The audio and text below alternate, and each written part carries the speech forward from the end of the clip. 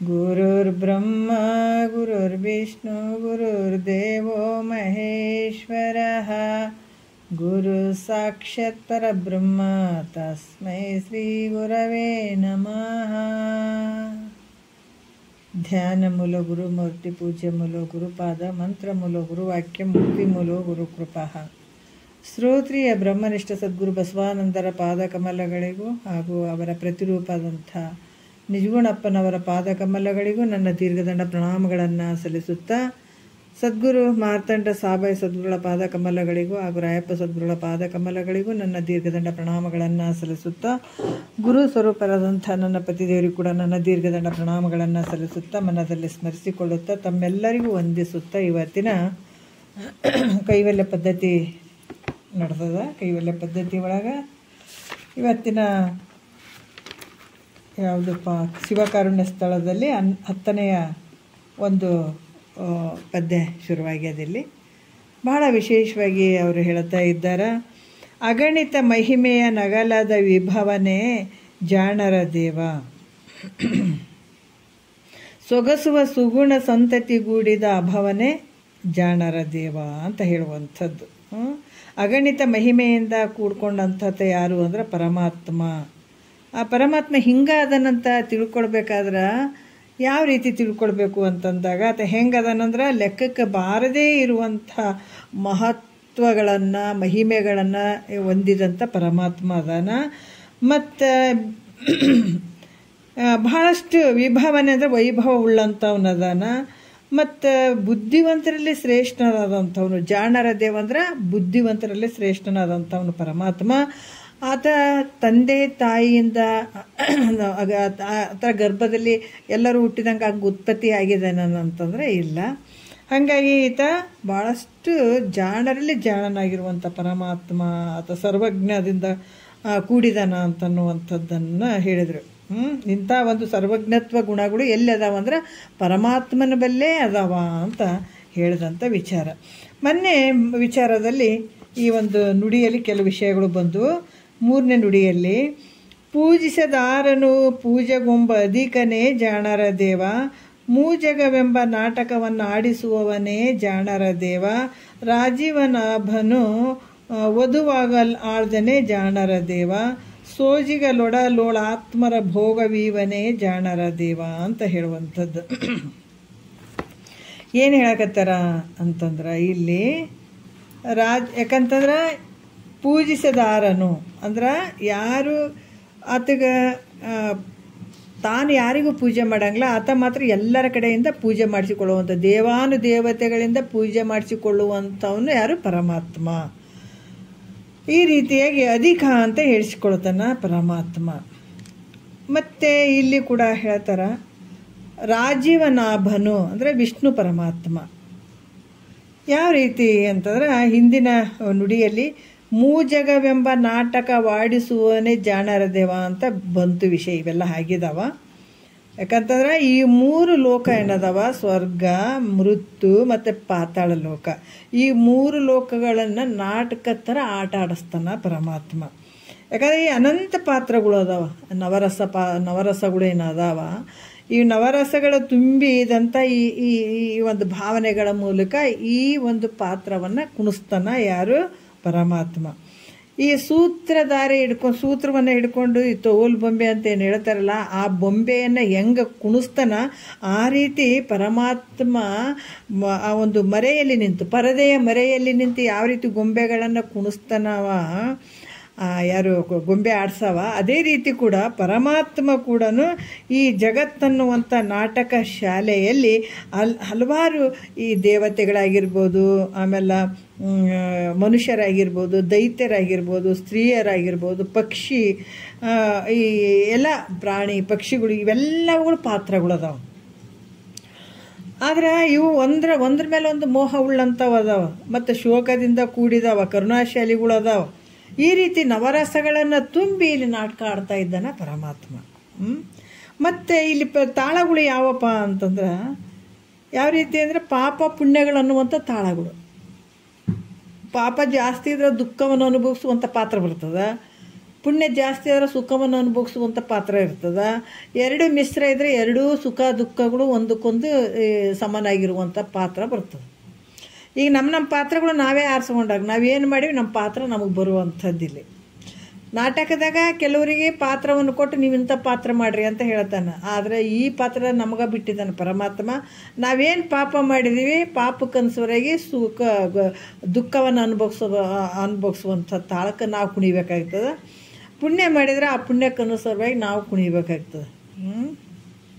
ಹಾಗಾಗಿ ಎರಡೂ ರೀತಿಯಿಂದ ಹಚ್ಚಿ ತಾನು ಏನಂದ್ರೆ ಮಾಯಾ ಅನ್ನುವಂಥ ಪರದೆಯಿಂದ ಇದನ್ನು ನಿಂತು ನೋಡ್ತಾ ಇದ್ದಾನ. ಈ ರೀತಿಯಾಗಿ ಇಲ್ಲಿ ಹೇಳ್ತಾರೆ. ಮತ್ತು ರಾಜೀವನಾಭನು ವಧುವಾಗಲ್ದಳನೆ ವಧುವಾಗಲ್ ಆಳ್ದನೆ ಜಾಣರ ದೇವ ಅಂತ ಹೇಳ್ತಾರೆ. ರಾಜೀವನಾಭನು ಅಂತಂದ್ರೆ ಏನಂದ್ರೆ ವಿಷ್ಣು ಪರಮಾತ್ಮ. ವಧುವಾಗಲು ಅಂತಂದ್ರೆ ಸ್ತ್ರೀ ರೂಪವನ್ನು ತೊಟ್ಟುಕೊಳ್ತಾನೆ ವಿಷ್ಣು ಪರಮಾತ್ಮ. ವಿಷ್ಣು ಅದನ್ನಲ್ಲ, ವಿಷ್ಣು ಪರಮಾತ್ಮ ಸ್ತ್ರೀ ರೂಪವನ್ನು ತೊಟ್ಟುಕೊಳ್ತಾನೆ. ಅಂದ್ರೆ ಏನಪ್ಪ, ನಾಭಿಯಲ್ಲಿ ಕಮಲದಿಂದ ಕೂಡಿದವನು ಯಾರು? ಈ ನಾಭಿಯಲ್ಲಿ ಅಂದ್ರೆ ಈ ಒಕ್ಕಳ ಅನ್ನುವಂಥದ್ದು. ಈ ಕಮಲದಿಂದ ಕೂಡಿದವನು ಯಾವನು ಅಂತಂದ್ರೆ ಅವನ ರಾಜೀವನಾಭನು ಅಂತ, ಅಥವಾ ರಾಜೀವನಾಭನು ಅಂದ್ರೆ ನಾರಾಯಣ. ನಾರಾಯಣ ಅಂದರೆ ವಿಷ್ಣು ಪರಮಾತ್ಮ. ಇಂಥ ನಾರಾಯಣನು ಸ್ತ್ರೀ ರೂಪವನ್ನು ಧಾರಣ ಮಾಡಿದ.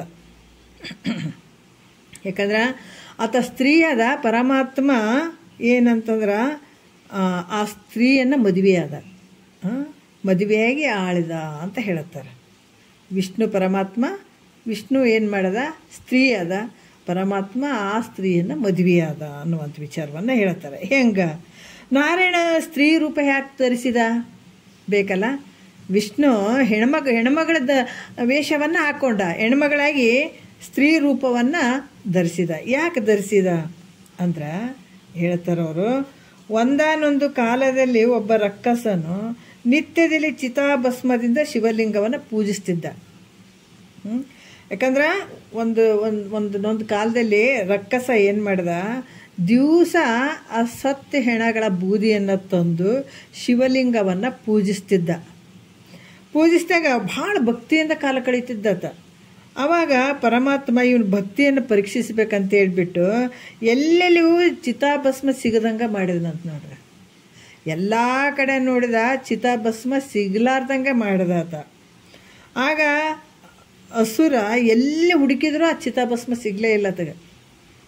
ಯಾಕಂದರೆ ದಿವಸ ಆ ಚಿತಾಭಸ್ಮವನ್ನು ಲಿಂಗಕ್ಕೆ ಲೇಪನ ಮಾಡಿ ಆತ ಭಾಳ ಸುಖದಿಂದ ಕಾಲ ಕಳೀತಾ ಇರಬೇಕಾದಾಗ ಆತನ ಪರೀಕ್ಷೆ ಮಾಡ್ಬೇಕಂತೇಳಿ ಪರಮಾತ್ಮ ಎಲ್ಲಿ ಚಿತಾಭಸ್ಮವನ್ನು ಸಿಗಲಾರ್ದಂಗೆ ಮಾಡಿಬಿಟ್ಟ.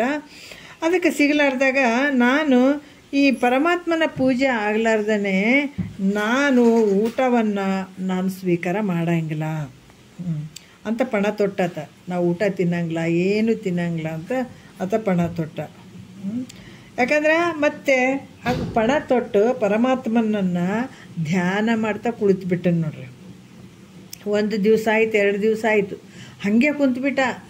ಪರಮಾತ್ಮನ ಪೂಜೆ ಮಾಡೋವರೆಗೂ ನಾನು ಊಟ ಮಾಡಲ್ಲ ಅಂತೇಳ್ಬಿಟ್ಟು ಆತ ಭಾಳಷ್ಟು ಹಠದಿಂದ ಕೂತ್ಕೊಂಡ್ಬಿಟ್ಟ. 2-3 ದಿವಸ ಆಯಿತು. ಆದ್ರೆ ಅನ್ನ ನೀರು ತಗೊಳ್ಳೇ ಇಲ್ಲ, ತಿನ್ನಲೇ ಇಲ್ಲ ಆತ, ಏನು ತಗೊಳ್ಳಿಲ್ಲ, ಒಂದು ಹನಿ ನೀರು ಕೂಡ ಹಾಕ್ಕೊಳ್ಳಿಲ್ಲ. ಆತನ ಭಕ್ತಿಗೆ ಮೆಚ್ಚಿ ಪರಮಾತ್ಮ ನಿನಗೇನು ವರ ಬೇಕು ಅಂತ ಕೇಳಿದನು ನೋಡ್ರಿ. ಪರಮಾತ್ಮ ನಿನಗೇನು ಬೇಕಪ್ಪ, 2-3 ದಿವಸ ಉಪವಾಸ ಇದ್ದೀಯಾ, ನಿನಗೇನು ಬೇಕು ಅಂತ ಕೇಳಿದಾಗ ಅಸುರ ಹೇಳ್ತಾನ, ನಾನು ಕೈ ಎಲ್ಲಿ ಇಡ್ತೀನಿ ಇಟ್ಟಲ್ಲಿ ಆ ಚಿತಾಭಸ್ಮ ಆಗ್ಬೇಕಂತ ಕೇಳಿಕೊಂಡದ್ದು ನೋಡ್ರಿ. ಅದು ನಾ ಎಲ್ಲಿ ಕೈ ಇಡ್ತೀನಿ ಅಲ್ಲಿ ಚಿತಾಭಸ್ಮ ಆಗಿಬಿಡ್ಬೇಕು ಅಂತ ಕೇಳ್ದ. ಆ ಪರಮಾತ್ಮ ತಥಾಸ್ತು ಅಂತ ಹೇಳಿ ಹೊರಟೋದ. ಅದಕ್ಕೆ ಬೋಳಾಶಂಕರ್ ಅಂತಾರೆ ಪರಮಾತ್ಮ. ಆವಾಗ ಆಯ್ತಪ್ಪ ನೀನು ಹಿಂಗೆ ಕೇಳಕತ್ತಿ ಅಂದ್ರೆ ತಥಾಸ್ತು ಆಯಿತು ಅಂತ ಹೇಳ್ದ. ಈ ಕಡೆ ರಕ್ಕಸ ಪರಮಾತ್ಮನಿಂದ ವರವನ್ನು ಪಡ್ಕೊಂಡ. ಆತ ಭಾಳಷ್ಟು ಉರಿದಾಡಕತ್ತಿದ್ದು ಬಿಟ್ಟು ನೋಡ್ರಿ. ಯಾಕಂದ್ರೆ ಪರಮಾತ್ಮನಿಂದ ನಾನು ವರ ತೊಗೊಂಡ್ಬಿಟ್ಟಿದ್ದೀನಿ ಅಂತ ಹೇಳ್ಬಿಟ್ಟು ಭಾಳಷ್ಟು ಮೆರೆದಾಡಿ ಸಿಕ್ಕವ್ರ ತಲೆ ಮೇಲೆ ಕೈ ಇಡ್ತಾ ಬಿಟ್ಟ. ಯಾರ ತಲೆ ಮೇಲೆ ಕೈ ಇಡ್ತಾನೋ ಆ ರಕ್ಕಸ, ಯಾರ ತಲೆ ಮೇಲೆ ಕೈ ಇಡ್ತಾನೋ ಅವರು ದಗದಗನೆ ಉರಿದು ಅದು ಭಸ್ಮಾಗಿ ಬಿದ್ದುಬಿಡ್ತಿದ್ರು ಅಂತ ನೋಡ್ರಿ. ಹಂಗೆ ವರವನ್ನು ಪಡ್ಕೊಂಡಿದ್ದಾತ. ಈ ಪರಮಾತ್ಮನಿಗೆ ಗೊತ್ತಾಗಿ ಜಗತ್ತೆಲ್ಲ ಹಾಳಾಗಿ ಹೋಗ್ತದಂತ ತಿಳಿದ. ಪರಮಾತ್ಮನಿಗೆ ಗೊತ್ತಾಗ್ಬಿಟ್ಟು ಈ ಜಗತ್ತೆಲ್ಲ ಹಾಳಾಗಿ ಹೋಗ್ತದಲ್ಲ, ಹೆಂಗೆ ಮಾಡೋದು, ಎಂತ ಸಿಕ್ಕವ್ರ ಕೈ ತಲೆ ಮೇಲೆ ಕೈ ಇಡಾಕತ್ತಿಬಿಟ್ಟಾನ ಅಂತ ಅದನ್ನು ನೋಡ್ಬೇಕಂತೇಳಿ ಪರಮಾತ್ಮ ಪಾರ್ವತಿ ಸಮೇತ ಆ ರಕ್ಕಸನ ಕಡೆ ಬಂದು ನೋಡ್ರಿ. ಪಾರ್ವತಿಯನ್ನು ಕರ್ಕೊಂಡೇ ಬಂದ, ಯಾಕಂದರೆ ಜಗತ್ತೇ ಹಾಳಾಗಿ ಹೋಗ್ತದೆ, ಸ್ವಲ್ಪ ನೋಡೋಣ ವಿಚಾರ ಮಾಡೋಣ ಅಂತ ಕರ್ಕೊಂಡು ಕೇಸಿ ಬಂದ. ಆಗ ರಕ್ಕಸನ ಪರಮೇಶ್ವರನ ತಲೆಯ ಮೇಲೆ ಕೈ ಇಟ್ಟ ನೋಡ್ರಿ. ಯಾಕಂದ್ರೆ ಆತಗೆ ಏನು ಅನ್ನಿಸ್ತು, ಬಹಳಷ್ಟು ಒಂದು ದುರ್ಬುದ್ಧಿ ಬಂದುಬಿಡ್ತದಗ. ಬಂದು ಏನು ಮಾಡ್ತಾನ, ಈ ಪರಮಾತ್ಮನ ತಲೆ ಮೇಲೆ ಕೈ ಇಟ್ಬಿಟ್ರ ಆತ ಸುಟ್ಟು ಬೂದಿ ಆಗಿಬಿಡ್ತಾನ. ಪಾರ್ವತಿ ನನ್ನ ವಶ ಆಗ್ಬೋದಲ್ಲ ಅಂತ ಈ ಥರ ದುರ್ಬುದ್ಧಿ ಬಂದುಬಿಡ್ತದಗ. ಬಂದು ತನ್ನ ಕೈಯನ್ನು ಪರಮಾತ್ಮನ ತಲೆ ಮೇಲೆ ಇಡಕ್ಕೆ ಶುರು ಮಾಡಿದತ. ನೋಡ್ರಿ ಎಷ್ಟು ಒಂದು ದುಷ್ಟ ಅಂತಂದ್ರೆ, ಪರಮಾತ್ಮನ ತಲೆ ಮೇಲೆ ಕೈ ಇಟ್ಬಿಟ್ರೆ ಆಯ್ತು, ಪರಮಾತ್ಮ ನಾಶ ಆಗಿಬಿಡ್ತಾನೆ, ಸುಟ್ಟು ಭಸ್ಮ ಆಗಿಬಿಡ್ತಾನೆ, ಇನ್ನು ಪಾರ್ವತಿಯನ್ನು ನಾ ಪಡ್ಕೊಂಡ್ರೆ ಆಯ್ತು ಅಂತ ಹೇಳ್ಬಿಟ್ಟು ಅವನೇನು ಮಾಡ್ದ, ಪರಮೇಶ್ವರನ ಪರಮಾತ್ಮನ ತಲೆಯ ಮೇಲೆ ಕೈ ಇಡಲಿಕ್ಕೆ ಶುರು ಮಾಡ್ದ. ಆ ಪರಮಾತ್ಮ ಏನು ಮಾಡ್ದ, ಗಾಬರಿಯಾಗಿ ಓಡೋಕ್ಕೆ ಶುರು ಮಾಡಿದನು ನೋಡ್ರಿ. ಓಡೋಕ್ಕೆ ಶುರು ಮಾಡ್ದ. ಪರಮಾತ್ಮ ಇಲ್ಲದಂತಾದ್ರೆ ಜಗತ್ತೆಲ್ಲವೂ ಹಾಳಾಗಿ ಹೋಗ್ತದಂತ ತಿಳಿದ ನಾರಾಯಣ. ವಿಷ್ಣುವಿಗೆ ಏನಾಯಿತು, ಪರಮಾತ್ಮ ಓಡೋಗಕತ್ತಾನ, ಪರಮಾತ್ಮ ಇಲ್ಲದೆ ಇದ್ರೆ ಈ ಜಗತ್ತು ನಾಶ ಆಗಿ ಹೋಗ್ಬಿಡ್ತದ, ಹಾಳಾಗಿ ಹೋಗ್ಬಿಡ್ತದ ಅಂತ ತಿಳ್ಕೊಂಡು ಈ ವಿಷ್ಣು ಸ್ವರೂಪ ಏನದಾನ, ನಾರಾಯಣ ಏನದಾನ, ಮೋಹಿನಿ ರೂಪವನ್ನು ಧಾರಣ ಮಾಡ್ದ. ಆವಾಗ ಸ್ತ್ರೀ ರೂಪವನ್ನು ಧಾರಣ ಮಾಡಿ ಏನು ಮಾಡ್ದ, ಆವಾಗ ಆತ ಬರ್ತಾನಲ್ಲಿಗೆ ಬಂದು ಭಾಳ ಸುಂದರ ರೂಪವನ್ನು ತೊಟ್ಕೊಂಡು ಬರ್ತಾನೆ. ಬಂದಗಳನ್ನೇ ಈ ಪರಮಾತ್ಮಗ ಬೆನ್ನ ಹತ್ತಿರ್ತಾನೆ. ಅವಾಗ ಸುಂದರ ರೂಪ ತೊಟ್ಕೊಂಡು ಆತ ಹೇಳತ್ತಾನ, ಈಗ ಈ ಹೆಣ್ಣಿಗೆ ಆತ ಮರಳಾಗ್ತಾನೆ. ಈ ವಿಷ್ಣು ಏನೋ ಸ್ತ್ರೀ ರೂಪ ತೊಟ್ಕೊಂಡು ಬಂದಿರ್ತಾನೆ. ನಾನು ನಿನಗೆ ಸಿಗಬೇಕಾಗಿತ್ತು ಅಂತಂದ್ರೆ ನಾನು ಹೇಳ್ದಂಗೆ ನಿನ್ನ ನರ್ತನ ಮಾಡಬೇಕು ಅಂತ ಹೇಳತ್ತಾನೆ.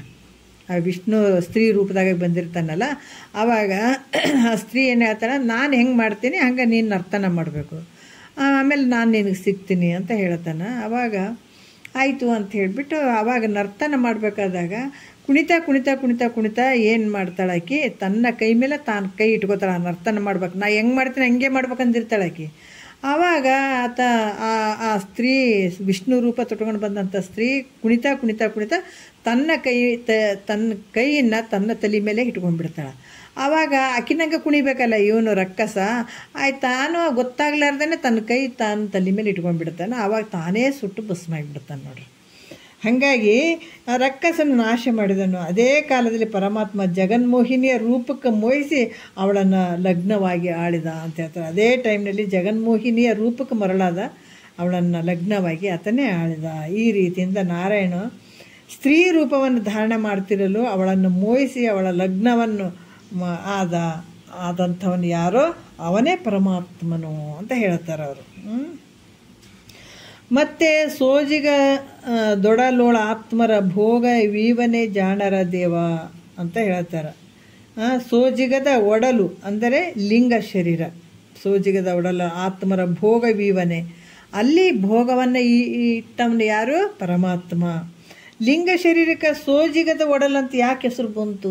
ಲಿಂಗ ಶರೀರ ಅಂದರೆ ಸೂಕ್ಷ್ಮ ಶರೀರಗಳು ಸ್ಥೂಲ ಸೂಕ್ಷ್ಮ ಕಾರಣ ಶರೀರ ಏನು ಅದಾವಲ್ಲ, ಅದಕ್ಕೇನು ಹೇಳ್ತಾರಪ್ಪ ಅಂತಂದ್ರೆ ಇಲ್ಲಿ ಈ ಸೋಜಿಗದ ಒಡಲು ಅಂತ ಕೂಡ ಹೇಳ್ತಾರೆ. ಅದಕ್ಕೆ ಸೋಜಿಗದ ಒಡಲು ಅಂತ ಯಾಕೆ ಬಂತು, ಯಾಕೆ ಕರೆದ್ರು ಅಂತಂದ್ರೆ, ಈ ಲಿಂಗ ಶರೀರ ಅಂದರೆ ಸೂಕ್ಷ್ಮ ಶರೀರ ಕಣ್ಣಿಗೆ ಕಾಣಂಗಿಲ್ಲ.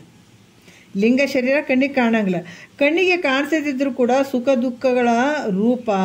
ಆದ್ರೆ ಸುಖ ದುಃಖಗಳು ಇವೆಲ್ಲ ಎಲ್ಲಿ ಆಗ್ತಾವಂದ್ರೆ ಸೂಕ್ಷ್ಮ ಶರೀರದಲ್ಲೇ ಆಗ್ತಾವೆ, ಲಿಂಗ ಶರೀರದಲ್ಲೇ ಆಗ್ತಾವೆ. ಈ ಕಾರಣದಿಂದ ಇದಕ್ಕೆ ಸೋಜಿಗದ ಒಡಲು ಅಂತ ಹೇಳ್ತಾರೆ. ಅದು ಕಣ್ಣಿಗೆ ಕಾಣಂಗಿಲ್ಲ ಅಂದ್ರೆ ಸುಖ ದುಃಖಗಳು ಎಲ್ಲಿ ಅದಾವ, ಲಿಂಗ ಶರೀರಕ್ಕೆ ಅದಾವ. ಹಾಗಾಗಿ ಇವು ಕಣ್ಣಿಗೆ ಕಾಣಿಸ್ತವೆ ಅಂದರೆ ಕಣ್ಣಿಗೆ ಕಾಣಂಗಿಲ್ಲ, ಇದಕ್ಕೆ ಸೋಜಿಗದ ಒಡಲು ಅಂತ ಬಂದದ್ದು. ಇಂಥ ಸೂಕ್ಷ್ಮ ದೇಹದಲ್ಲಿ ಜೀವಿಗಳು ಸುಖ ದುಃಖಗಳನ್ನು ಇಂಥ ಕಾಣದೇ ಇರುವಂಥ ಶರೀರದಲ್ಲಿ ಸುಖ ದುಃಖಗಳನ್ನು ಅನುಭವಿಸುವಂಥದ್ದಿಟ್ಟನ್ನು ನೋಡ್ರಿ. ಈ ಒಂದು ಸುಖ ದುಃಖಗಳನ್ನು ಕಾಣದೇ ಇರುವಂಥ ಶರೀರದಲ್ಲಿ ಉಂಟು ಮಾಡಿದನೋ ಆತನೇ ಪರಮಾತ್ಮ. ಮಾಡ್ತಕ್ಕಂಥವ್ನು ಯಾರೋ ಆತನೇ ಪರಮಾತ್ಮ ಅಂತ ಕೂಡ ಹೇಳ್ತಾರೆ. ಇನ್ನು ಕಾಮನನ್ನು ಸುಟ್ಟು ಕಾಮಿನಿಯರಿಂದ ಕೂಡಿಕೊಂಡಿದ್ದಾನೋ ಯಾರು, ಪರಮಾತ್ಮ. ಯಾವನು ತನ್ನ ಸ್ವರೂಪಾನಂದದಿಂದ ತುಂಬಿ ಮೆರೆಯುವಂಥವನಾದನು. ಈಗ ಹಲವಾರು ವಿಚಾರಗಳನ್ನು ಹೇಳ್ತಾರೆ 4ನೇ ನುಡಿಯಲ್ಲಿ. ಕಾವನನುರುಹಿ ಕಾಮಿನಿಯ ನೊಡ ವೆರೆದನೆ ಜಾಣರ ದೇವ ತೀವಿ ನಿಜಾನಂದದೊಳು ಮಿಕ್ಕು ಮೆರೆದನೆ ಜಾಣರ ದೇವ ಜೀವರೊಳೆಡೆ ವಿಡದಿರ್ದ ಕಾಣಿಸದನೆ ಜಾಣರ ದೇವ ಭಾವಿಸಲ್ ಆವುದನ್ನು ಅದರೋಳು ತೋರ್ಪನೆ ಜಾಣರ ದೇವ. ಕಾವನನು ಅಂದರೆ ಮನ್ಮಥನನು. ಕಾವನ ಅಂದರೆ ಯಾರು? ಕಾವನನು ಅಂದರೆ ಮನ್ಮಥನು. ಉರುಹಿ ಅಂದರೆ ಸುಟ್ಟ ಕಾಮಿನಿಯರೊಡನೆ. ಇಲ್ಲೇನು ಹೇಳ್ತಾರೆ? ಕಾವನನ ಉರುಹಿ ಕಾಮಿನಿಯರೊಡ ವೆರೆದನೆ ಜಾಣರ ದೇವ ಅಂತ ಹೇಳ್ತಾರೆ. ಕಾವನ ರುಹಿ ಅಂತಂದ್ರೆ ಮನ್ಮಥನನ್ನು ಏನು ಮಾಡಿದ ಪರಮಾತ್ಮ ಅಂತಂದ್ರೆ ಇಲ್ಲಿ ಹೇಳ್ತಾರ, ಮನ್ಮಥನನ್ನು ಇಲ್ಲಿ ಸುಟ್ಟತ್ ಯಾರು? ಪರಮಾತ್ಮ. ಯಾಕಂದ್ರೆ ಪ್ರತಿಯೊಬ್ಬ ಮನುಷ್ಯನು ಕಾಮನಿಂದ ಸಹಿತನಾಗಿ ಕಾಮಿನಿಂದ ಕೂಡಿದಾನೆ. ಯಾಕಂದ್ರೆ ದೇವತೆಗಳು ಅಸುರರಿಂದ ಸಾಕಾಗಿ ಬಂದು ಅಲ್ಲಿ ಏನು ತಾರಕಾಕ್ಷ ಒಬ್ಬ ರಕ್ಕಸ ಇರ್ತಾನಲ್ಲ, ಅವನು ಉಪಟಳ ಜಾಸ್ತಿ ಆಗಿರ್ತದೆ.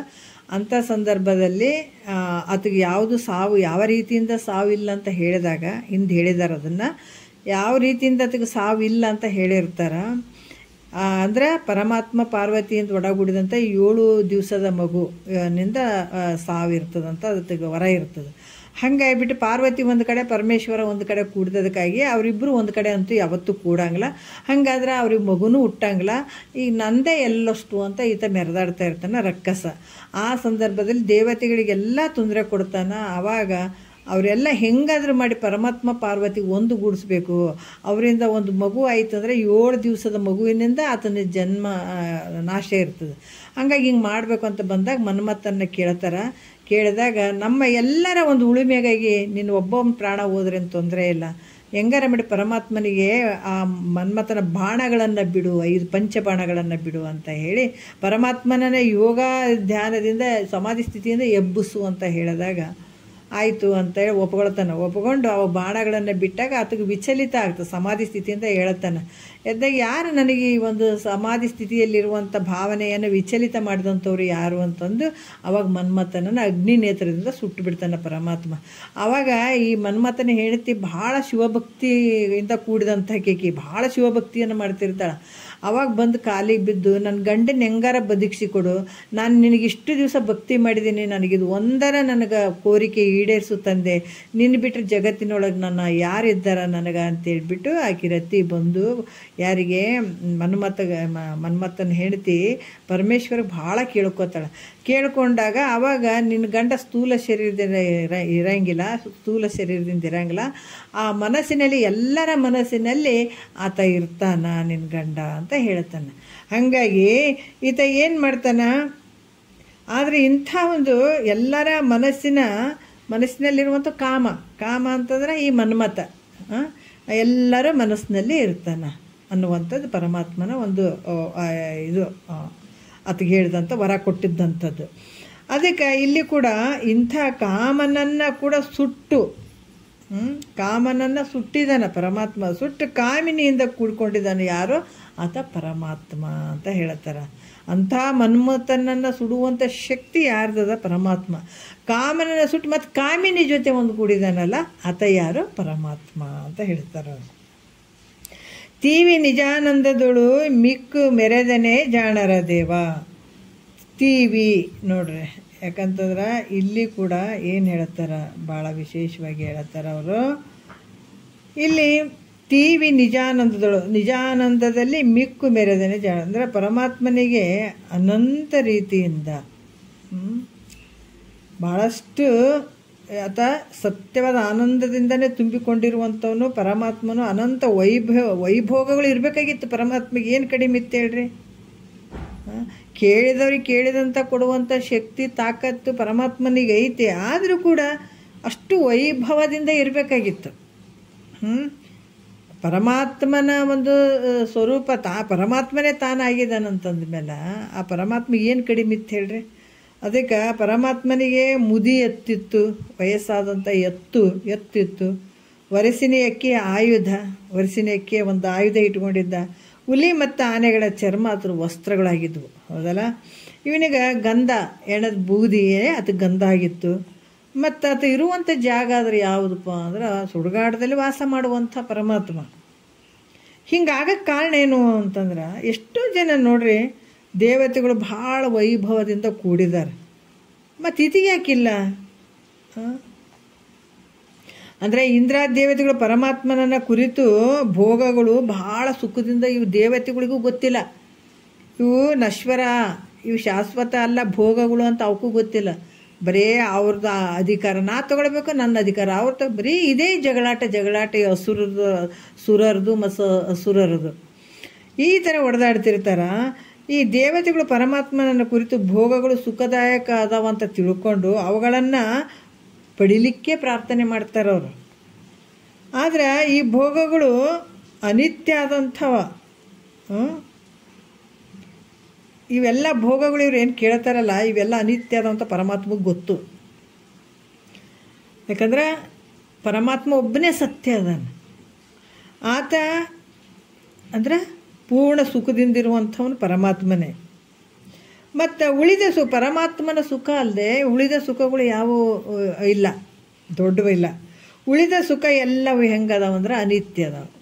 ಉಳಿದಂಥ ಸುಖಗಳು ಹೆಂಗದಾವ ಎಲ್ಲ ಅನಿತ್ಯದಿಂದ ಕೂಡಿದಾವಂತ ಹೇಳಿಬಿಟ್ಟು ಅವೆಲ್ಲವುಗಳನ್ನು ಅವರಿಗೂ ಕೊಟ್ಟು ಕೇಳಿದಂಥವ್ರು ಇವೆಲ್ಲ ದೇವತೆಗಳು ಏನು ಕೇಳ್ತಾರೆ ಅವ್ರಿಗೆ ಕೊಟ್ಬಿಡ್ತಾನೆ, ರಕ್ಕಸರು ಏನು ಕೇಳ್ತಾರೆ ಅವ್ರಿಗೆ ಕೊಟ್ಬಿಡ್ತಾನೆ. ಆದರೆ ಅದು ಗೊತ್ತು ಇವೆಲ್ಲ ಅನಿತ್ಯದಿಂದ ಕೂಡಿದಾವ ಅನ್ನುವಂಥದ್ದು ಗೊತ್ತು. ಆಮೇಲೆ ತಾನು ಮಾತ್ರ ಹೆಂಗದಾನ ವೈರಾಗ್ಯಶಾಲಿಯಾಗಿ ಅದಾನ.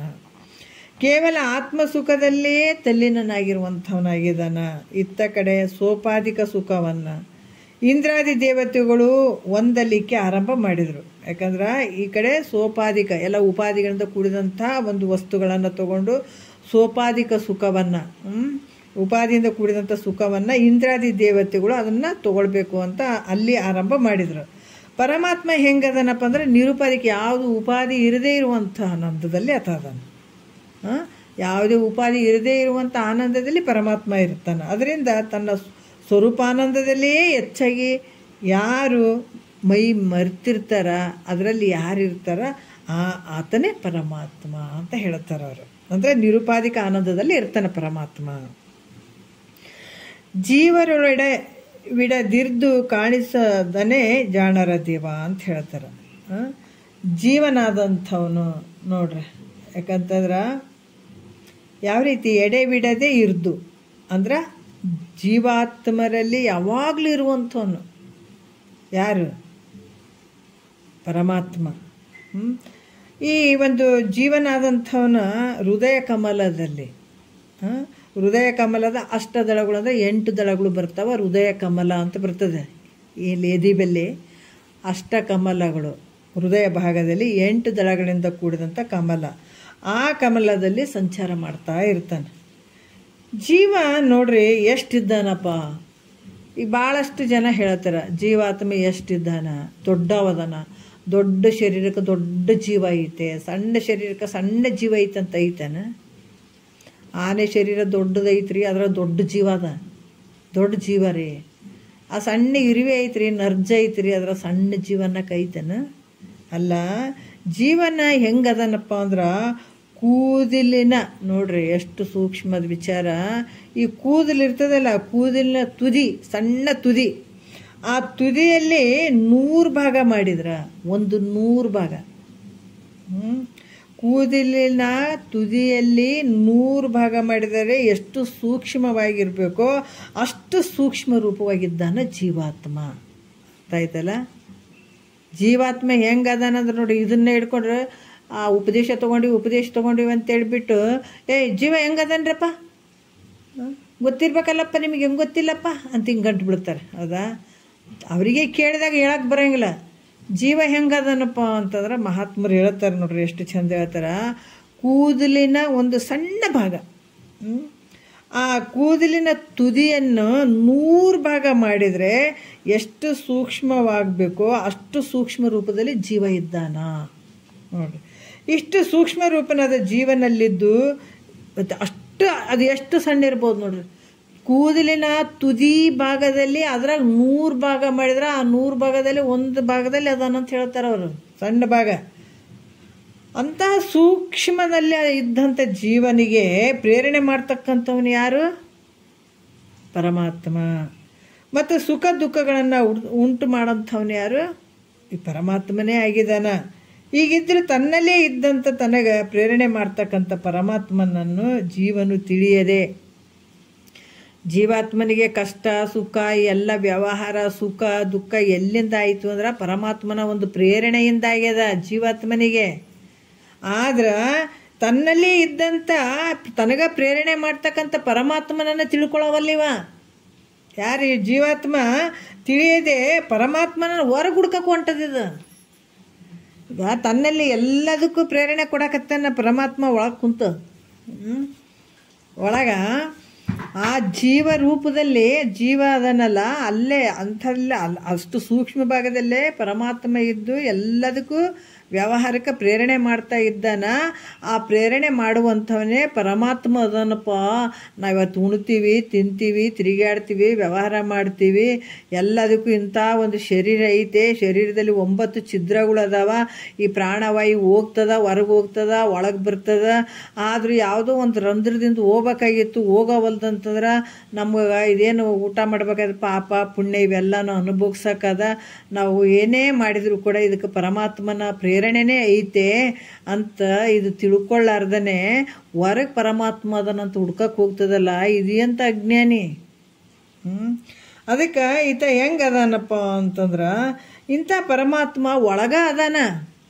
ಈಗ ನಾವೆಲ್ಲ ಕುಂದಿರ್ತೀವಿ ನಿಂದಿರ್ತೀವಿ ಇದೆಲ್ಲ ಯಾರ ಶಕ್ತಿ? ಇದು ನಾವು ಯಾರು ಬೆಳಕಿನಾಗ ಓಡಾಡಕತ್ತೀವಿ, ಯಾರು ಬೆಳಕಿನಲ್ಲಿ ನಾವು ಇದನ್ನೆಲ್ಲ ವ್ಯವಹಾರ ಮಾಡಕತ್ತೀವಿ, ಶರೀರದ ವ್ಯವಹಾರ ನಡೆದದ, ಇದೆಲ್ಲ ಎಲ್ಲಿ ನಡೆದದಪ್ಪ ಅಂದ್ರೆ ಇದೆಲ್ಲ ನಿನ್ನಲ್ಲೇ ಇರುವಂಥ ಭಗವಂತ ಪರಮಾತ್ಮ ಇದ್ದಾನ. ಆತನೇ ನಿನಗೆಲ್ಲಕ್ಕೂ ಆಧಾರವಾಗಿರುವಂಥವನು ಅದನ್ನಪ್ಪ. ಆತನ ಬೆಳಕಿನಲ್ಲೇ ಇಷ್ಟೆಲ್ಲ ವ್ಯವಹಾರ ನಡೆದದ. ಆದರೂ ಕೂಡ ಆತನ ತಿಳ್ಕೊಳ್ಳಾರ್ದ ಹೊರಗೆ ಎಲ್ಲೆಲ್ಲ ಹುಡ್ಕಕ್ಕೆ ಹೋಗ್ತೀಯಲ್ಲೋ. ಅದಕ್ಕೆ ಇಲ್ಲಿ ಹೇಳ್ತಾರೆ ಇದನ್ನ ಅದಕ್ಕೆ ತನುವಿದೇನು ಎನ್ನೋಳು ಒಂದಿತೇತಕ್ಕೆ ಈ ಶರೀರ ಅಂದ್ರೇನು, ಇದು ಯಾಕೆ ಬಂದು ಸೇರಿತು, ನಾನಾರು, ನಾನು ಯಾರಿದ್ದೀನಿ, ಈ ಜನನ ಮರಣ ಕಾರಿ ನನ್ನ ಶರೀರದಳು, ಇದು ನೆನೆಯುವಂಥದ್ದು ನೆನಪು ಮಾಡುವಂಥದ್ದು, ನೆನೆಯವ ಆಲಿಸುವ ಸೋಂಕುವ ಉಣುವ ತನುವ ಆರು ಇವು ನುಡಿಗಳು ಮಾತುಗಳು ಬರಕತ್ತೇವೆ. ಎಲ್ಲಿಂದ ಬರಕತ್ತೇವೆ? ಇವೆಲ್ಲ ಭಾಳ ಗದ್ದಲದಾವ ನೋಡ್ರಿ. ಇದಕ್ಕೆಲ್ಲ ಕಾರಣ ಪುರುಷನಾದಂಥವು ಪರಮಾತ್ಮ ಅದಾನ. ಇದನ್ನು ತಿಳ್ಕೊಳ್ಳೋದು ಬಿಟ್ಟಿಕೇಸಿ ಎಲ್ಲೆಲ್ಲ ಹುಡ್ಕಕ್ಕೆ ಹೋಗ್ತದಲ್ಲ, ಇದಕ್ಕೆ ಏನು ಮಾಡೋದು? ಅದಕ್ಕೆ ಇಲ್ಲಿ ಈ ರೀತಿ ಜೀವಿಗಳಲ್ಲಿ ಎಡೆಬಿಡದೆ ಇರ್ದು ಯಾವಾಗಲೂ ಅದಾನ. 3 ಕಾಲದಲ್ಲಿ ಅದಾನ. ಜಾಗ್ರ ಸ್ವಪ್ನ ಸುಸುಪ್ತಿಯಲ್ಲೂ ಇದ್ದಾನ. 3 ಶರೀರದಲ್ಲೇ ಇದ್ದಾನ. ಯಾಕಂದ್ರೆ ಸ್ಥೂಲ ಸೂಕ್ಷ್ಮ ಕಾರಣ ಶರೀರದಲ್ಲೂ ಇದ್ದಾನ. ಎಲ್ಲ ಕಾಲಗಳಲ್ಲಿ ಇದ್ದಾನ. ಅದಕ್ಕೆ ಈ ರೀತಿ ಜೀವಿಗಳಲ್ಲಿ ಎಡೆಬಿಡದೆ ಯಾವಾಗಲೂ ಇರುವಂಥವನು. ಆದ್ರೆ ಇದ್ದು ಜೀವಿಗಳಿಗೆ ಕಾಣಿಸದೇ ಇರ್ತಕ್ಕಂಥವ್ನು ಯಾರು? ಆತ ಪರಮಾತ್ಮ. ಎಲ್ಲರ ಶರೀರದೊಳಗೆ ಪ್ರತಿಯೊಂದರಲ್ಲಿ ಆತನೇ ತುಂಬಿ ಬರಿತದಾನ. ಆದ್ರೆ ಜೀವಿಗಳಿಗೆ ಕಾಣಿಸ್ದಂಗೆ ಅದಾನ. ಕಾಣಿಸ್ದಂಗೆ ಎಲ್ಲದಕ್ಕೂ ಪ್ರೇರಣೆ ಕೊಡುವಂಥವ್ನು ಯಾರದಾರೋ ಆತ ಪರಮಾತ್ಮ. ಭಾವಿಸಲಾವುದರೋಳು ತೋರ್ಪನೆ ಜಾಣರ ದೇವ. ಭಾವಿಸಲ್ ನಾವೇನು ಭಾವಿಸ್ತೀವೋ ಅದರೊಳು ಭಾವನೆ ಮಾಡಿದ ಪದಾರ್ಥದಲ್ಲಿ ತೋರ್ತಕ್ಕಂಥವನು ಯಾರು? ಜಾಣರ ದೇವ. ನೋಡ್ರಿ, ಭಾವಿಸಲ್ ಯಾವುದರೊಳು ತೋರ್ಪನೆ ಜಾಣರ ದೇವ. ನಾವು ಎಲ್ಲೆಲ್ಲಿ ಭಾವನೆ ಮಾಡ್ತೀವಿ ಅಲ್ಲೆಲ್ಲಿ ತೋರ್ತಕ್ಕಂಥವನು ಪರಮಾತ್ಮ.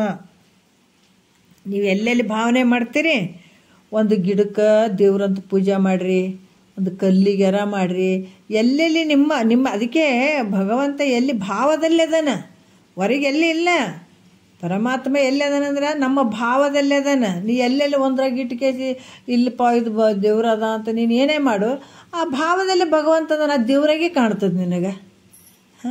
ಹಾಗಾಗಿ ಇಲ್ಲಿ ಕೂಡ ಹೇಳ್ತಾರ, ನೀ ಎಲ್ಲೆಲ್ಲಿ ಭಾವನೆ ಮಾಡ್ತಿ ಅಲ್ಲೆಲ್ಲಿ ತೋರ್ತಕ್ಕಂಥವ್ನು ಯಾರು? ಪರಮಾತ್ಮ ಅದಾನ. ಯಾಕಂದ್ರೆ ಪರಮಾತ್ಮ ಅತೇನು ಕಿಟ್ಟಿಟ್ಟದ ನಾನು ಇಟ್ಟೆ ಅದನಪ್ಪ, ಇಷ್ಟಕ್ಕೆ ಸೀಮಿತ ಅದ ನಾನು.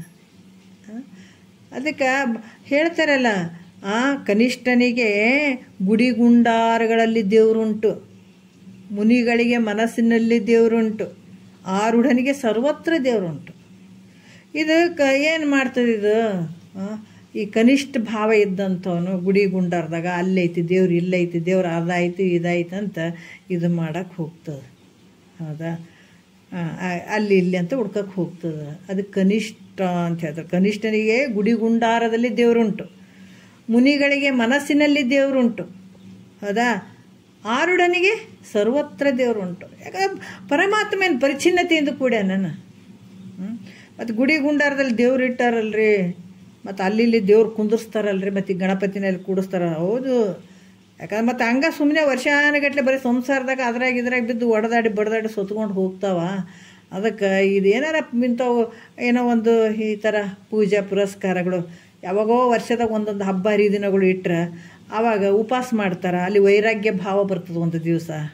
ಹೌದಾ? ಈಗ ಒಂದು ತಿಂಗಳ ಶ್ರಾವಣದಾಗ ಉಪವಾಸ ಇರ್ತಾರೆ, ಒಂದು ತಿಂಗಳು ಏನಂದ್ರೆ ವೈರಾಗ್ಯ ಭಾವ ಬಂದಿರ್ತದೆ. ಮತ್ತು ಕೆಲವೊಂದು ಮನಸ್ಸು ಶುದ್ಧವಾಗಿ ಇಟ್ಕೊಂಡು ಇದನ್ನು ಪೂಜೆ ಮಾಡಬೇಕು ಅನ್ನುವಂಥ ಭಾವ ಬರ್ತದೆ. ಅಟ್ಲೀಸ್ಟ್ ಕರ್ಮಕರ ಮುಂದಿನ ಜನ್ಮದಲ್ಲಿ ಒಂದು ಸಣ್ಣ ಮೆಟ್ಲರ ಹತ್ತಲಿ ಅಂತ ಒಂದು ಕರುಣೆಯಿಂದ ಮಾಡಿದ್ದಾರೆ ಇವು. ಮತ್ತು ಅಲ್ಲೇ ಅದ್ರಾಗಿ ದೇವ್ರದನ್ನು ಸಾಯೋವರೆಗೆ ಅದರನ್ನು ಬಡ್ಕೊಂತ ಕುಂತ್ರೆ ಏನಂತಾರೆ ಮಹಾತ್ಮರು? ಅರಿಷ್ಟಿಗೇಡಿ ಅಂತಾರೆ. ಕೊನೆಯವರೆಗೆ ಯಪ್ಪ ನಾನು ಆನೆ ನೋಡಿಲ್ಲ, ಯಪ್ಪ ಆನೆ ತಂದು ಕೊಡೋಂಥ ಆ ಮಗು ಅಳಬೇಕಾದಾಗ ಕಟ್ಟಿಗೆ ಆನೆ ಚನ್ನಪಟ್ಟಣದಾಗ ಆನೆಗಳು ಸಿಗ್ತಾವೆ ನೋಡ್ರಿ, ಕಟ್ಟಿಗೆ ಆನೆ ತಂದು ಕೊಟ್ಟ. ಇದ್ರ ಭಾಳ ಕಿರಿಕಿರಿ ಆಗ್ಯದಪ್ಪ, ಇದ್ರದ್ದು ಭಾಳ ಕಿರಿಕಿರಿ ಆಯ್ತು, ತಗೋ ಇದು ಆನೆ ತಗೋ ಅಂತಂದು ಕೊಟ್ಟ. ಅದೇನು ಮಾಡ್ತೀವಿ? ಅಪ್ಪ ನಮ್ಮಪ್ಪ ಆನೆ ತಂದು ಕೊಟ್ಟ ಅಂತ ಇದು ಆಡ್ಕೊಂತ ಕುಂತು. ದೊಡ್ಡವನಾದ್ಮೇಲೆ ಆನೆ ನೋಡ್ದ, ಆನೆ ನೋಡಿದ್ನಲ್ಲ ದೊಡ್ಡವಾಗಿದ್ದ, ಮತ್ತು ಆನೆಯನ್ನು ನಿಜ ಆನೆ ನೋಡ್ದ. ಆವಾಗ ಬಂದು ಆನೆಯನ್ನು ಬಿಸಾಕಿಬಿಟ್ಟ. ನಮ್ಮಪ್ಪ ಸಣ್ಣವಿದ್ದಾಗ ಕಟ್ಟಿಗೆ ಆನೆ ತಂದು ಕೊಟ್ಟಿದ್ದ, ನಿಜವಾದ ಆನೆ, ಎಂಥದ್ದು ಆನೆ ಅದು, ನಾ ಇವಾಗ ನೋಡಿಬಿಟ್ಟೆ ಅಂತದ ದೊಡ್ಡವಾದ ಮೇಲೆ. ಅದ್ರಾಗ ಸಾಯವರಿಗೆ ಬರೀ ಕಟ್ಟಿಗೆ ಆನೆಗೆ ಪೂಜೆ ಮಾಡ್ಕೊಂಡು ಕುಂದಿರ್ತೇನೆ, ಮತ್ತು ನಿಜವಾದದ್ದು ಯಾವಾಗ ನೋಡ್ತೀನಿ ನೀನು? ನಿಜವಾದ ಭಗವಂತ ಹೆಂಗದಾನೆ? ಎಲ್ಲ ಕಡೆ ತುಂಬಿದಾನೆ. ಅದೇನು ಪರಿಚ್ಛಿನ್ನತೆಯಿಂದ ಅದಾನೇನು? ಇಟ್ಟಿಟ್ಟು ಅದಾನಪ್ಪ ಅಂತೇಳಿ ಒಂದು ಗುಡಿಯಾಗಿಟ್ಟು ದೇವ್ರನ್ನಿಟ್ಟು ಅದಕ್ಕೆ ಆಭರಣಗಳೆಲ್ಲ ಹಾಕಿ ಒತ್ಕೊಂಡು ತಿರುಗಾಡಿ ಮತ್ತು ಗುಡಿದಾಗ ಕುಂದಿರಿಸಿ ಬಾಗಿಲಿ ಹಾಕ್ಕೊಂಡು ಮುಂಜಾನೆ 10 ಗಂಟೆ ತನಕ ಅಷ್ಟೇ ತೆಗಿತಾರೆ ರೀ ಬಾಗಿಲಿ, 4 ಗಂಟೆಗೆ ತೆಗಿತಾರೆ ರೀ ಬಾಗಿಲಿ. ಇದು ಎಂಥದ್ರಿ ಇದು? ಅಜ್ಞಾನಿಗಳೇ ಹೌದೌದು ಅನ್ನೋದು. 11-12 ತನಕ ದೇವ್ರ ಬಾಗಿಲಿ ಮುಚ್ಚದ್ರಿ, ತೆಗಿಯಂಗಿಲ್ಲ ಅಂತ, ಓಪನ್ ಇಲ್ಲ ಅಂತ, ದರ್ಶನ ಇಲ್ಲರಿ. 4 ಗಂಟೆಗೆ ಮತ್ತು ಅವ್ರು ಉಂಡು ಪೂಜಾರಿಗಳು ಉಂಡು ತಿಂದು ಸ್ವಲ್ಪ ರೆಸ್ಟ್ ತೊಗೊಂಡು ಬರಬೇಕಲ್ಲ. 4 ಗಂಟೆಗೆ ದೇವ್ರನ್ನ ಬಾಗಿಲು ಹಾಕೊಂಡು ನಿಮ್ಮ ಮನಸ್ಸು ಮಾಡಿದ್ರೆ ಅಲ್ಲೇ ಬಾಗಿಲಿಗೆ ನಮಸ್ಕಾರ ಮಾಡಬ, ಅಲ್ಲೇ ಇರ್ತಾನತ್ತ. ಒಳಗೆ ಇರ್ಬೇಕಂತೇನಿಲ್ಲ, ಯಾಕಂದ್ರೆ ಆತ ಪರಿಪೂರ್ಣ ಅದಾನ. ಭಗವಂತ ಪರಿಪೂರ್ಣ ಅದಾನೆ, ಎಲ್ಲ ಕಡೆ ತುಂಬಿದಾನ. ಅಜ್ಞಾನ ಭಾವದಿಂದ ಗುಡಿ ಒಳಗೆ ಆತನ ಕುಂದಿರಿಸಿ ಗರ್ಭಗುಡಿ ಬಾಗಿಲು ಹಾಕ್ಕೊಂಡು 4ಕ್ಕೆ ತೆಗಿತಿದ್ರಿ ದರ್ಶನಕ್ಕೆ, 5ಕ್ಕೆ ತೆಗಿತಿದ್ರಿ ದರ್ಶನಕ್ಕೆ. ತಿಳಿದಂಥವ್ರು ಅದಕ್ಕೆ ಒಪ್ಕೊಳ್ಳಂಗಿಲ್ಲ. ಅಜ್ಞಾನಿಗಳು ಕಾಯ್ತೀವಿ ನಾವು, 4 ಗಂಟೆಗೆ ಹೋಗ್ಬೇಕಪ್ಪ ದರ್ಶನಕ್ಕೆ ಅಂತೀವಿ. ಆದರೆ ತಿಳಿದಂಥವ್ರು ಪರಿಪೂರ್ಣ ಅದಾನ, ಎಲ್ಲ ಕಡೆ ಇರುವಂಥ ಭಗವಂತ. ಅದನ್ನು ಮುಚ್ಚಾಕ ಬರ್ತದಾನ. ಒಂದು ಗುಡಿಯಾಗಿಟ್ಟಿಗೆ ಗರ್ಭಗುಡಿ ಬಾಗಿಲು ಹಾಕ್ಕೊಂಡು ಬರೋಕ್ಕಾಗ್ತದಾನ, ಅಷ್ಟಿಗೆ ಸಿಗಬಳವ ಅದ ನನ್ನ ಪರಮಾತ್ಮ ಇಲ್ಲ. ಹಂಗಾಗಿ ಇಲ್ಲಿ ಕೂಡ ಹೆಂಗದನ ಪರಮಾತ್ಮ ಅಂತಂದ್ರೆ ಎಲ್ಲ ಕಡೆ ಇರುವಂಥವನು ಅದಾನ, ಮತ್ತು ವ್ಯಾಪಕ ಅದಾನ, ಪರಿಪೂರ್ಣ ಅದಾನ, ವ್ಯಾಪಕ ಅದಾನ. ಅದಕ್ಕೆ ಎಲ್ಲೆಲ್ಲಿ ಅದನ್ನು ಭಾವ ಮಾಡುತ್ತೀವಿ ಅಲ್ಲೆಲ್ಲಿ ತೋರ್ತಾನತ. ಅದಕ್ಕೆ ಭಾವದಲ್ಲೇ ಭಗವಂತ ಇರುವಂಥದ್ದು. ನೀ ಯಾವುದಕ್ಕಾರ ನೀನು ಭಾವ ಮಾಡಿದ್ದು ದೇವ್ರು ಅಂತನದು ದೇವರೇ ಆಗಿಬಿಟ್ಟಿರ್ತದೆ, ನಿನ್ನ ಮನಸ್ಸಿನಲ್ಲಿ ಅಂಥದ್ದೇ ಆಗ್ತದೆ ಮತ್ತೆ. ಅದಕ್ಕೆ ನಿನಗೆ ದೇವರು ಅದೇನೋ ಕೊಡ್ತದ, ಫಲ ಕೊಡ್ತದ ಹಂಗಂತಲ್ಲ, ದೇವ್ರು ಕೊಡಂಗಿಲ್ಲದು. ನಾವು ಹೇಳ್ತೀವಿ ಈಗ ಏನೇನ ಮಾಡಿ ಪೂಜೆ ಪುರಸ್ಕಾರ ಎಲ್ಲ ಮಾಡ್ತೀವಿ, ದೇವರಿಗೆಲ್ಲ ಮಾಡ್ತೀವಿ. ಇಲ್ರಿ ದೇವ್ರು ನಮ್ಗೆ ಅದು ಕೊಟ್ಟಿತ್ರಿ ನಮ್ಗಿಂಥದ್ದು. ದೇವ್ರೇನು ಕೊಡಂಗಿಲ್ಲದ, ನಮಗದು ಭ್ರಾಂತಿಯಿಂದ ಕೊಟ್ಟದು ಅಂತೀವಿ ಹೊರತಾಗಿ ದೇವ್ರು ಕೊಟ್ಟಿಲ್ಲದು. ನೀನು ಎಷ್ಟು ಪರಿಶುದ್ಧ ಭಾವ ಇಟ್ಕೊಂಡು, ಎಷ್ಟು ಶ್ರದ್ಧೆ ನಂಬಿಕೆ ಇಟ್ಕೊಂಡು ಆ ದೇವ್ರಿಗೆ ಬೇಡ್ಕೊತಿದ್ದಿ, ನಿನ್ನ ಭಾವ ಎಷ್ಟು ಶುದ್ಧ ಇರ್ತದೆ, ಆ ಭಾವದಲ್ಲೇ ಸಿಗ್ತದೆ ನಿನಗೆ ಫಲ ಹೊರತಾಗಿ ಆ ದೇವ್ರು ನಿನಗೇನು ಕೊಡಂಗಿಲ್ಲ. ಅದಕ್ಕೆ ನೀನು ಎಲ್ಲೆಲ್ಲಿ ಭಾವ ಮಾಡ್ತೀಯ ಅಲ್ಲಿ ಇರ್ತಾನೆ ಪರಮಾತ್ಮ. ನಿನ್ನ ಭಾವ ಶುದ್ಧ ಇರ್ಬೇಕು ಮೊದಲು, ಮಾತ್ರ ನಿನ್ನ ಭಾವ ಶುದ್ಧ ಇರಬೇಕು. ನೀ ಮಾಡುವಂಥದ್ದು ಎಲ್ಲೇ ಭಾವಿಸು ಅಂತ ಕಂಡ ಶುದ್ಧ ಇಟ್ಕೊಂಡು ನೀ ಕೇಳು, ಭಗವಂತ ಎಲ್ಲ ಕಡೆ ನಿನಗೆ ಏನು ಕೊಡೋಕ್ಕೂ ರೆಡಿ ಇರ್ತಾನೆ. ನಿನ್ನ ಭಾವನೆ ಕೆಟ್ಟ ಗುಣಗಳಿಂದ ತುಂಬಿಕೊಂಡು ಅಂತ ಕಣ ಭಾಳ ದುರಿತ ಪಾಪದಿಂದ ತುಂಬಿಕೊಂಡು ನೀ ಎಲ್ಲಿ ಹೋದ್ರಿ ಏನು ಎಲ್ಲಿ ಭಕ್ತಿ ಮಾಡಿದ್ರೆ ಏನೂ ಸಿಗಂಗಿಲ್ಲ. ಅದಕ್ಕೆ ಇಲ್ಲಿ ನೀನು ಎಲ್ಲೆಲ್ಲಿ ಭಾವನೆ ಮಾಡ್ತೀಯೋ ಅಲ್ಲೆಲ್ಲಿ ತೋರ್ಲಿಕ್ಕೆ ಬೇಕು. ತೋರದೇ ಇದ್ದರೆ ಪರಮಾತ್ಮನಿಗೆ ನೀ ಎಲ್ಲೆಲ್ಲಿ ಭಾವ ಮಾಡ್ತೀವಿ ಕುಂತಲ್ಲೇ ಭಾವ ಮಾಡು, ಅಲ್ಲೇ ತೋರ್ತಾನೆ. ಆದರೆ ತೋರ್ಲಿಲ್ಲ ಅಂತಂದರೆ ಅದೇ ನಿನಗೆ ತಾಕತ್ತು ಬೇಕು, ನಿನಗೆ ಆ ಶಕ್ತಿ ಇರಬೇಕು, ಅಷ್ಟು ಶ್ರದ್ಧೆ ಭಕ್ತಿ ಇರಬೇಕು, ಅಂದ್ರೆ ಖಂಡಿತ ತೋರ್ತಾನೆ. ಆದ್ರೆ ನಿನಗೆ ತೋರದೇ ಇದ್ರೆ, ಯಾಕಂದ್ರೆ ಪರಮಾತ್ಮ ತೋರ್ಲಿಲ್ಲಪ್ಪ ಇಂಥಲ್ಲೇ ಅದಾನ ಅಂತ ನೀ ಅನ್ಕೊಳ್ಳೋದಾದ್ರೆ ಅದು ಅಲ್ಲೇ ಅದಾನ ಇಲ್ಲೇ ಅದಾನ ಅಂತ ನೀ ಅನ್ಕೊಳ್ಳೋದ್ರೆ ಪರಮಾತ್ಮ ಪರಿಚ್ಛಿನ್ನತೆಯಿಂದ ಕೂಡಿದಾನ ಅನ್ಬೇಕಾಗ್ತದೆ ಭಗವಂತ.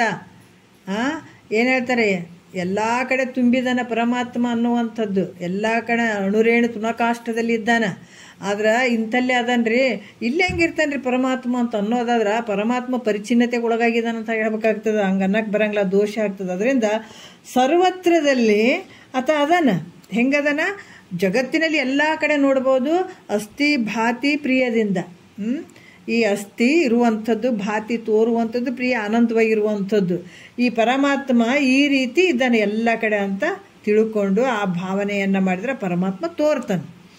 ಇದು ಜ್ಞಾನ ಮಾರ್ಗದಿಂದ ಸಹಜವಾಗಿ ಪರಮಾತ್ಮನನ್ನು ಕಂಡು ಮುಕ್ತರಾಗ್ತಾರೆ. ಈ ರೀತಿಯಾಗಿ ಇಲ್ಲಿ ಅಸ್ಥಿ ಭಾತಿ ಪ್ರಿಯ ನಾಮರೂಪ 5 ಅಂಶಗಳು ಜಗತ್ತಿನಲ್ಲಿ ಪರಮಾತ್ಮನನ್ನು ನೋಡಬೇಕಾದಾಗ ಜಗತ್ತಿನಲ್ಲಿ 5 ಅಂಶಗಳು ಕೂಡಿರ್ತಾವೆ. ಅಸ್ಥಿ ಭಾತಿ ಪ್ರಿಯ ಮತ್ತು ನಾಮರೂಪ ತೆಗಿಬೇಕು. ಅಸ್ಥಿ ಭಾತಿ ಪ್ರಿಯದಿಂದ ನೋಡಿದ್ರೆ ಜಗತ್ತು ಭಗವಂತನ ಕಾಣ್ತಾನೆ, ಎಲ್ಲ ಕಡೆ ಕಾಣ್ತಾನತ.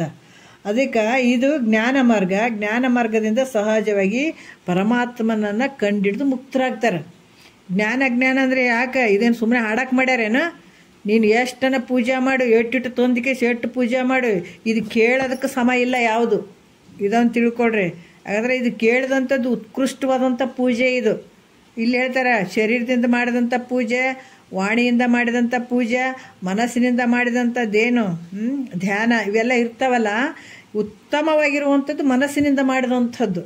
ಕನಿಷ್ಠ ಇದ್ದಂಥ ಅಧಮ ಶರೀರದಿಂದ ಮಾಡಿದಂಥ ಪೂಜೆ ಕನಿಷ್ಠವಾಗಿರುವಂಥದ್ದು, ವಾಣಿಯಿಂದ ಮಾಡಿದಂಥದ್ದು ಈ ಸ್ತುತಿ ಅದೆಲ್ಲ ಹೇಳುವಂಥದ್ದು ಮಧ್ಯಮವಾಗಿರುವಂಥದ್ದು, ಮನಸ್ಸಿನಲ್ಲೇ ಮಾಡುವಂಥ ಪೂಜೆ ಏನದು ಭಾಳ ಸರ್ವಶ್ರೇಷ್ಠದು. ಈ ಥರ ಇರ್ತಾವೆಲ್ಲ ಪೂಜೆಗಳ್ದಾಗ ಕೂಡ. ಅದಕ್ಕೆ ಇಲ್ಲಿ ಕೂಡ ಏನು ಹೇಳ್ತಾರ, ಪರಮಾತ್ಮನೇ ಇದೇನು ಏನಿಲ್ಲ. ಇವತ್ತು ನಾವು ದಿನ ನಮ್ಮದು ವರ್ಷಕ್ಕೆ ಒಂದೊಂದು ಸಲ ಅಂತಲ್ಲ, ನಾವು ದಿನ ಭಗವಂತನ ಸ್ಮರಣೆ ಮಾಡೋದು ದೊಡ್ಡ ಪೂಜೆ ಇದು. ಇಲ್ಲರಿ ನಾವು ಪೂಜೆ ಬಿಟ್ಟು ಇದನ್ನು ಮಾಡಕತ್ತೀವಂತಲ್ಲ, ಆ ಪೂಜೆ ಏನು ಮಾಡ್ತಿರಲ್ಲ ಅದಕ್ಕಿಂತ ಶ್ರೇಷ್ಠವಾದ ಇದು ಮೇಲ್ಮಟ್ಟದ್ದು ಜ್ಞಾನ ಅಂದ್ರೆ, ಇದೆಲ್ಲಕ್ಕಿಂತ ಮೇಲ್ಮಟ್ಟದ್ದು. ಈಗ ನಾವೇನು ಭಗವಂತನ ಸ್ಮರಣೆಯದ್ದು ವಿಚಾರಗಳನ್ನು ಏನು ಕೇಳಕತ್ತೀವಿ ಶಿವಕಾರುಣ್ಯ ಸ್ಥಳದಲ್ಲಿ ಏನು ಪೂಜೆ ಮಾಡ್ತೀರ ಆ ಪೂಜೆಗಿಂತ ಶ್ರೇಷ್ಠವಾದಂಥ ಪೂಜೆ ಇದು. ಇಷ್ಟಿದ್ರೂ ಸಾಕು, ದೊಡ್ಡ ಪೂಜೆ ಇದು. ಹಾಗಾಗಿ ಇಲ್ಲಿ ಕೂಡ ಏನು ಹೇಳ್ತಾರ, ಇದೆಲ್ಲ ಎಲ್ಲಿಗೆ ಕರ್ಕೊಂಡು ಹೋಗ್ತಾ ಇದ್ದಾರೆ ಇವರು?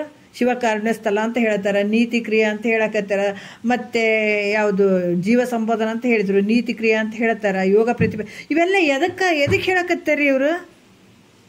ಒಂದು ದಿವಸ ಪೂಜೆ ಮಾಡಿಬಿಟ್ಟಂಗೆ ಅಲ್ಲ ಅದು, ಮತ್ತು ಮುಂದಿನ ವರ್ಷ ಬರೋವರೆಗೂ ಪುರ್ಸೊತ್ತಿಗೆ, ಹೌದಲ್ಲ? ಹಂಗೆ ಅಲ್ಲಿದು ಇದು ಸೀದಾ ಭಗವಂತನ ತೋರ್ಸ್ಲಿಕ್ಕೆ ಕರ್ಕೊಂಡು ಹೋದಂಥದ್ದು. ಇದು ಭಗವಂತಗೆ ಹೆಂಗದಂತಂದ್ರೆ ಇದು ತೋರ್ಸ್ಲಿಕ್ಕೆ ಕರ್ಕೊಂಡು ಹೋಗುವಂಥದ್ದು ಇದು.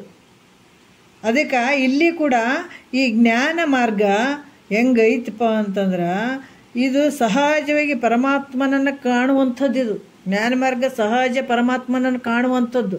ಈಗ ಪರಮಾತ್ಮ ಯಾರಿಗೆ ಬೇಡ ರೀ? ಪರಮಾತ್ಮ ಯಾರಿಗೆ ಬೇಡ? ನೋಡೋದಕ್ಕೆ ಬಲ್ಲಂತೀವೇನು ನಾವು? ಬೇಕಾಗಿಲ್ಲ ಅಂತೀವೇನು ಪರಮಾತ್ಮಗೆ? ಇದು ಈ ಜ್ಞಾನ ಮಾರ್ಗದಿಂದನೇ ಪರಮಾತ್ಮನನ್ನು ಕಂಡು ಮುಕ್ತರಾಗ್ಲಿಕ್ಕೆ ಬರ್ತದೆ. ಅದಕ್ಕೆ ಇನ್ನು ಉಪಾಸನ ಮಾರ್ಗದಿಂದಲೇ ಎಷ್ಟೋ ಮಂದಿ ಪರಮಾತ್ಮನ ಕಂಡಿದ್ದಾರೆ. ಯಾಕಂದರೆ ಉಪಾಸನೆ ಭಕ್ತಿಯಿಂದ ಕೂಡ ಪರಮಾತ್ಮನನ್ನು ಕಂಡಿದ್ದಾರೆ. ಭಾಳಷ್ಟು ಜನ ಈ ಗೋಲ್ಗೇರಿ ಲಿಂಗಯ್ಯ ಅಂತ ಗೊಲಿಗೇರಿ ನಿಂಗಯ್ಯ ಅಂತ ಬರ್ತದೆ, ಅವರೆಲ್ಲ ಭಕ್ತಿ ಮಾಡಿದಂಥದ್ದು. ಬಳ್ಳಾರಿಯಲ್ಲಿ ಬಳ್ಳೇಶ ಮಲ್ಲಾರಿ ಅಂತ ಅನ್ನುವಂಥವ್ರು. ಯಾಕಂದ್ರೆ ಯಾವುದ್ರಿ? ಗೊಲ್ಲಾಳೇಶ್ವರ, ಗೊಲಿಗೇರಿ ಅದೇ ರೀ, ಗೊಲ್ಲಾಳೇಶ್ವರ ಗೊಲಿಗೇರಿ ಒಳಗಲ್ಲ. ಈ ರೀತಿಯಾಗಿ ಹೌದೌದು. ಅದಕ್ಕೆ ಈ ಬಳ್ಳೇಶ ಮಲ್ಲಾರಿ ಅಂತ ಅನ್ನುವಂಥವ್ರು ಅಳಿಯುವ ಬಳ್ಳದಲ್ಲಿಯೇ ಲಿಂಗವನ್ನು ಕಂಡಿದ್ದಾರಂಥವ್ರು, ಅಲ್ಲಿ ಬಳ್ಳಾರಿ ಒಳಗಿದ್ದಂಥವ್ರು. ಮತ್ತು ಅದನ್ನೇ ಹೇಳ್ತಾರೆ ಗೊಲಿಗೇರಿಯಲ್ಲಿ ಗೊಲ್ಲಾಳ ಅನ್ನುವಂಥವ್ರು. ಯಾಕಂದರೆ ಅವರು ಎಂಥ ಭಕ್ತಿ ಮಾಡಿದ್ದಾರೆ ಹೇಳ್ರಿ. 63 ಮಂದಿ ಪುರಾತನರೇನು ಬರ್ತಾರಲ್ಲ, ಅದರಲ್ಲಿ ನಾವು ಭಕ್ತ ಸಿರಿಯಾಳನ್ನು ನೋಡ್ಬೋದು, ಬೇಡರ ಕಣ್ಣಪ್ಪನ ಭಕ್ತಿ ನೋಡ್ಬೋದು. ಆ ಭಕ್ತ ಸಿರಿಯಾಳದಲ್ಲಂತೂ ನಿಮಗೆ ಗೊತ್ತಿರ್ತದೆ, ಮಗುವನ್ನು ಕಡ್ದು ಬಿಟ್ಟು ನನಗೆ ಅಡುಗೆ ಮಾಡಂತ ಉಣಿಸಂತ ಬಂದರೆ ಪರಮಾತ್ಮ ಆ ಋಷಿ ವೇಷ ಹಾಕ್ಕೊಂಡು ಬಂದಾಗ ಭಕ್ತಿ ಸಲುವಾಗಿ ಅದು ಕಡ್ದು ಬಿಟ್ಟು ಮಾಡಿದ್ರು ಅಡುಗೆ ಕೂಡ. ಆಮೇಲೆ ಈ ಒಂದು ಬೇಡ್ರ ಕಣ್ಣಪ್ಪನಲ್ಲಿ ಆತನ ಭಕ್ತಿ ನೋಡಬೇಕು. ಈ ಮತ್ತು ಈ ಗೊಲಿಗೇರಿಯಲ್ಲಿ ಗೊಲ್ಲಾಳ ಅಂತ ಅನ್ನುವಂಥವ್ರು ಕುರಿ ಹಿಕ್ಕಿಯಲ್ಲಿ ಮುಂದೆ ಬರ್ತಾವೆ, ಈ ಕಥೆಗಳೂ ಬರ್ತಾವ. ಕುರಿ ಹಿಕ್ಕಿಯಲ್ಲಿ ಪರಮಾತ್ಮ ಭಾವನೆಯನ್ನು ಮಾಡಿ ಪರಮಾತ್ಮನ ಅಲ್ಲೇ ಕಂಡಂಥವ್ರು ಅವರು, ಕುರಿ ಹಿಕ್ಕಿಯಲ್ಲೇ ಕಂಡಂಥವ್ರು. ಎಲ್ಲಿ ಮಾಡಿದ್ರು ಭಾವ? ಕುರಿ ಹಿಕ್ಕಿಯಲ್ಲಿ ಮಾಡಿದ್ರು ಅವರು. ಅದ್ರ ಕತೆ ಮುಂದೆ ಬರ್ತದೆ, ಯಾವ ರೀತಿ ಆ ಕುರಿ ಹಿಕ್ಕಿ ಬಂತು ಅತಗ ಅಂತ ಹೇಳಿಬಿಟ್ಟರು ಅಂತ. ಕುರಿ ಹಿಕ್ಕಿಯಲ್ಲಿ ಭಾವನೆ ಮಾಡಿಬಿಟ್ಟು ಪರಮಾತ್ಮನನ್ನು ಕಂಡಂಥವ್ರು. ಆ ರೀತಿಯಾಗಿ ಅಂದಮೇಲೆ ಯಾವುದ್ರಲ್ಲಿ ಭಾವನೆ ಮಾಡ್ತಿ ಅಲ್ಲಿ ತೋರ್ತಕ್ಕಂಥವನದಾನ ಪರಮಾತ್ಮ. ನೀನು ಎಲ್ಲಿ ಭಾವ ಮಾಡ್ತಿ ಅಲ್ಲಿ ತೋರ್ತಾನಪ್ಪ ಅನ್ನುವಂಥದ್ದು.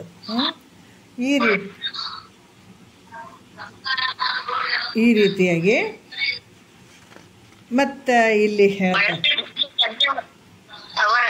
ಹಾಂ ಹೇಳ್ರಿ.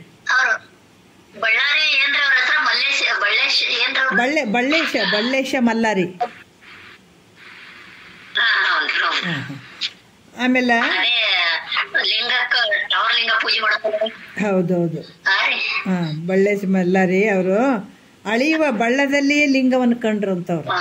ಹಾಂ ಈಗ 5ನೇ ನುಡಿಯಲ್ಲಿ ಹೇಳ್ತಾರ, ಹರಿಯಜರುಗಳ ವಾದವನ್ನು ಮಾಡಿಸಿದನೇ ಜಾಣರ ದೇವ, ಗರಳವ ಸೇವಿಸಿ ಮರಣವ ಗೆಲಿದನೇ ಜಾಣರ ದೇವ, ಶರಣ ಜನರ ಭವರುಜಗಾದಿ ವೈದ್ಯನೇ ಜಾಣರ ದೇವ, ಪರಿಭಾವಿಸಲು ಶಂಭುಲಿಂಗ ನೀನು ಓರ್ವನೇ ಜಾಣರ ದೇವ ಅಂತ ಭಾಳ ಅದ್ಭುತವಾಗಿ ಹೇಳ್ತಾರ. ಈಗ ಟೈಮ್ ಆಗ್ಯದ. ಇದನ್ನೇ ನುಡಿ ಇಟ್ಕೊಂಡು ನಾಳೆ ಮಾತಾಡೋಣ. ಭಾಳ ಟೈಮ್ ತಗೊಳ್ಳೋದು ಬೇಡ, ಟೈಮ್ ಆಗ್ಯದ. ಮತ್ತೆ ನೋಡೋಣ. ಒಂದೆರಡು ಮತ್ತು ಗುರುಗಳ ಪಾದಕ್ಕೆ ಅರ್ಪಿಸಿ ಹರವು.